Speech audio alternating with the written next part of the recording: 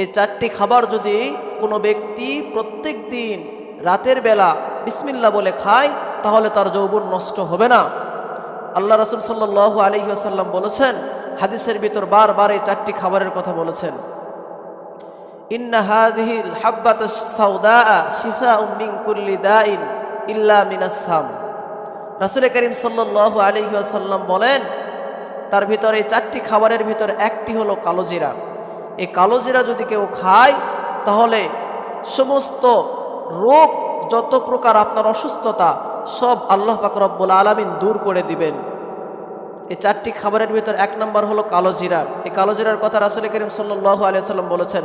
আম্মা জান আয়েশা রাদিয়াল্লাহু তাআলা আনহা বলেন, আমি রাসূল করিম সাল্লাল্লাহু আলাইহি ওয়াসাল্লাম থেকে শুনেছি, রাসূল করিম সাল্লাল্লাহু আলাইহি ওয়াসাল্লাম বলেছেন, ইন্না হাযিহিল হাব্বাতাস সাউদা শিফাউম মিন কুল্লি দাই ইল্লা মিনাস সাম। যে কালোজিরা যদি কেউ খায় তাহলে তাকে যত প্রকার রোগ ব্যাধি রয়েছে, এই রোগ ব্যাধি কোনোটাই তাকে স্পর্শ করতে পারবে না, কোনো রোগই তার হবে না। নিত্য নতুন যত করোনার থেকে নিয়ে যত রোগ আসতেছে, একটা রোগও তার হবে না এই কালোজিরা খাওয়ার কারণে। আল্লাহ তাআলা এর বরকতে তাকে সুস্থতা দান করবেন। কিন্তু ইল্লা মিনাস সাম, এই সাম ব্যতীত। আম্মা জান আয়েশা রাদিয়াল্লাহু তাআলা আনহা জিজ্ঞাসা করলেন, ইয়া রাসূলুল্লাহ, এই সাম কি জিনিস? রাহমাতুল লিল আলামিন বললেন, ও আয়েশা, এই সাম হলো একমাত্র মৃত্যু। এই মৃত্যু ছাড়া যত প্রকার রোগ আছে সমস্ত রোগ থেকে বিরত রাখবে এই একমাত্র কালোজিরা। কালোজিরা খাওয়ার মাধ্যমে আল্লাহ তাআলা তাকে সমস্ত রোগ থেকে রক্ষা করবেন। তাহলে এক নাম্বার কি হলো? এক নাম্বার হলো কালোজিরা। এই কালোজিরা খাওয়ার মাধ্যমে আল্লাহ তাআলা আপনার যৌবনকে টিকিয়ে রাখবেন। যারা দুর্বল অসুস্থ হয়ে ভুগছেন, কালোজিরা খাবেন। এক নাম্বার খাবার হলো কালোজিরা। দুই নাম্বার হলো খেজুর। এই খেজুর হলো জান্নাতি খাবার। আল্লাহ পাক রব্বুল আলামিন কুরআনুল কারীমের ভিতর বলেন, ফাআজাআহাল মাখুদ ইলা জিসইন নাখলা ক্বালাত ইয়া লাইতানি মিততু ক্বাবলা হাযা ওয়া কুনতু নাসিয়াম মানসিয়া। আল্লাহ পাক রব্বুল আলামিন হযরতে মারইয়ুম আলাইহিস সালাতু ওয়াস সালামকে ডেকে ডেকে বলেন, হযরতে মারইয়ুম আলাইহিস সালাতু ওয়াস সালামের পেটে যখন বাচ্চা এসেছিল, দুনিয়াতে সাধারণভাবে যদি কোনো মেয়ের পেটে বিবাহর আগে বাচ্চা আসে তাহলে সেই মেয়েকে আমরা সবাই ঘৃণার চোখে আমরা দেখি, তাকে নিয়ে সমালোচনা করি। সেই মেয়েটি সমাজে মুখ দেখাতে পারে না। ওই রকমভাবে হযরতে মারইয়ুম আলাইহিস সালাতু ওয়াস সালামকে তো আল্লাহ তাআলা কুদরতিভাবেই বাচ্চা দিয়েছেন, কিন্তু মানুষ কয়জন আর বুঝবে? এটা সহ্য করতে না পেরে হযরতে মারইয়ুম আলাইহিস সালাতু ওয়াস সালাম তিনি চেয়েছেন, আমি এখান থেকে, এই সমাজ থেকে দূরে কোথাও চলে যাব, যেখানে আমাকে কেউ চিনবে না, আমাকে কেউ জানবে না, সেখানে বাচ্চা হলে কোনো সমস্যা নাই। এই জন্য হযরতে মারইয়ুম আলাইহিস সালাতু ওয়াস সালাম তখন এমন স্থানের জন্য যখন রওনা হয়ে গেলেন, রাস্তার মাঝখানে তার পেটে অত্যন্ত বেদনা শুরু হয়ে গেল, ব্যথা শুরু হয়ে গেল, বাচ্চা হওয়ার ব্যথা শুরু হয়ে গেল।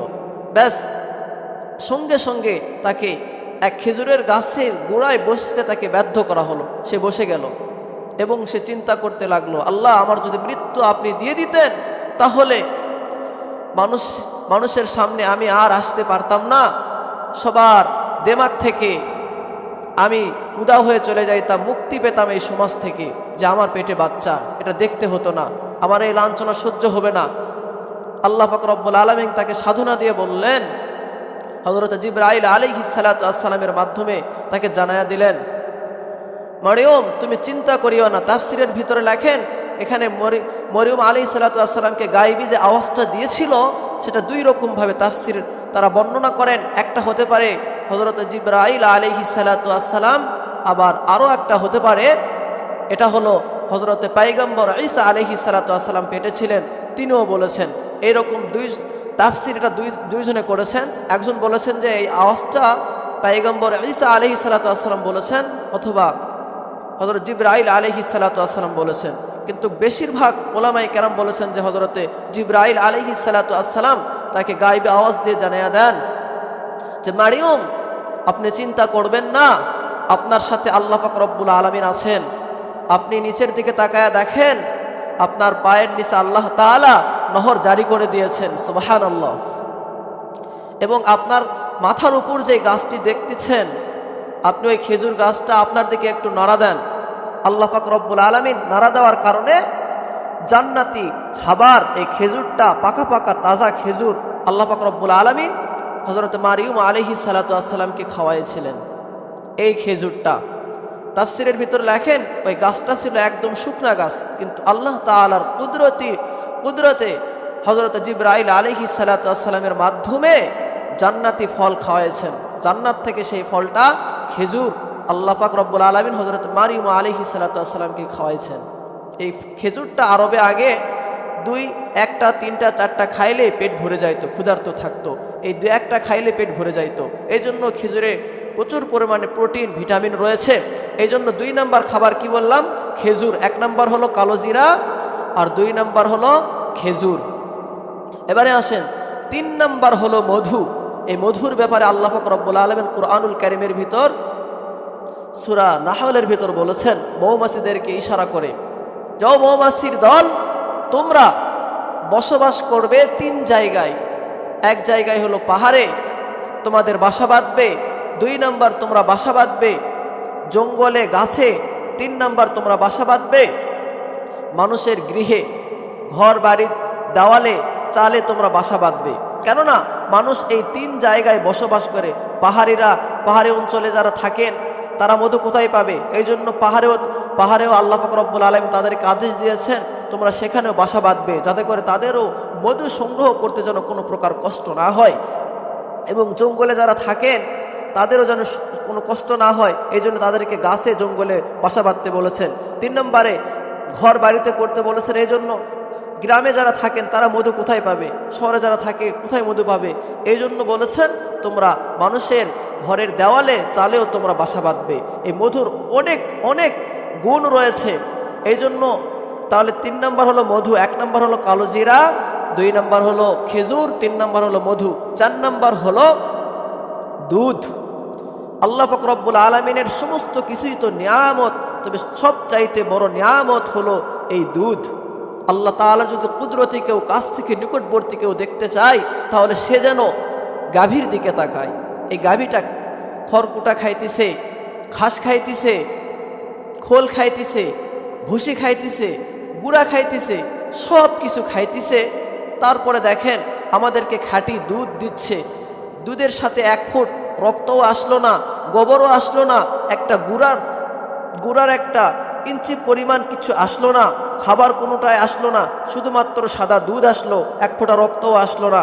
তাহলে চিন্তা করে দেখেন একটা গাভী এত কিছু খাইলো, অথচ বান্দার জন্য আল্লাহ পাক রব্বুল আলামিন সেখান থেকে প্রসেসিংয়ের মাধ্যমে সাধারণ একবারে সাদা ধবধবে দুধ, এই একটা নিয়ামত আল্লাহ তাআলা আমাদেরকে দিচ্ছেন। এই জন্য যদি কাছ থেকে আল্লাহ তাআলার কুদরত তোমরা দেখতে চাও, তোমরা গাভীর দিকে তাকাও। আল্লাহ তাআলা একটা বস্তুর মাধ্যমে তোমাদেরকে সুস্বাদু দুধ পান করাইতেছে। এই জন্য কয়টা খাবার বললাম? এই 4টি খাবার যদি নিয়মিত কেউ রাতের বেলা বিসমিল্লাহ সহকারে খায়, তাহলে যৌবন তার নষ্ট হয়ে যাবে না। তাহলে প্রথমটা হলো কালো জিরা আর খেজুর, এই 2টা মিশ্রণ কইরা একটু পিষে নিয়ে মিশ্রণ করে, মধু দিয়ে মিশ্রণ করে গরম দুধে, 1 গ্লাস গরম দুধে ছেড়ে দিয়ে যদি আপনি পান করেন, ইনশাআল্লাহ এটা যদি প্রত্যেক দিন দৈনিক আপনি রাতে বিসমিল্লাহ সহকারে পান করেন, আল্লাহ পাক রব্বুল আলামিন আপনাকে যৌবন থেকে নৈরাশ করবেন না। আপনার মৃত্যু পর্যন্ত যৌবন ধরে রাখতে পারবেন। যাদের যৌবনে দুর্বলতা, আপনারা এই খাবারটা খাবেন, যৌবন আপনার আল্লাহ তাআলা যদি চায় আপনার যৌবনটা ফিরিয়ে দিবেন ইনশাআল্লাহ, আশা রাখা যায়। কেননা এই দুনিয়াতে যার যৌবন নাই তার কপাল পোড়া, তার মতো কপাল পোড়া দুনিয়াতে আর কেউ নাই। আল্লাহ তাআলা যৌবনের ইবাদতকেও সবচাইতে বেশি পছন্দ করেন এবং যৌবনকালের গুনাহটাও মারাত্মক গুনাহ। এই জন্য যৌবনকাল আমরা কোন কাজে ব্যবহার করব? যৌবনকালটা আমাদের ইবাদত বন্দেগীতে ব্যবহার করাটা হলো উত্তম কাজ। আল্লাহ তাআলা এই যৌবনকালকে এই জন্য প্রাধান্য বেশি দিয়েছেন, কেননা বান্দা এই যৌবনকালের শক্তিটা তার বেশি, চাইলে সে সব করতে পারবে। এই জন্য যৌবনকালটা যদি আমরা আল্লাহ তাআলার ইবাদতে লাগাই, তাহলে আল্লাহ তাআলা